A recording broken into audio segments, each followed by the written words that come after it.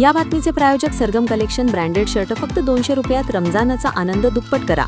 सरगम कलेक्शनला भेट द्या. जगदंबा चौक, लष्कर, सोलापूर.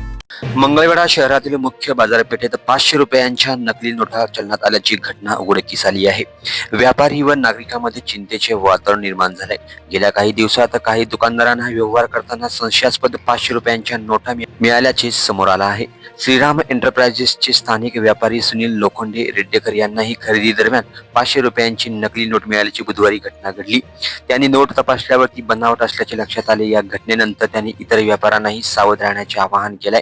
याबाबत बोलताना व्यापारी सुनील लोखंडे रेड्डेकर म्हणाले की सामान्य व्यवहार करताना ग्राहकांनी दिलेली 500 रुपयांची नोट सुरुवातीला खरी असल्यासारखी वाटली, मात्र बारकाईने पाहिल्यावर नोटेमधील काही वैशिष्ट्ये वेगळी दिसली आणि ती नकली असल्याचे लक्षात आलं.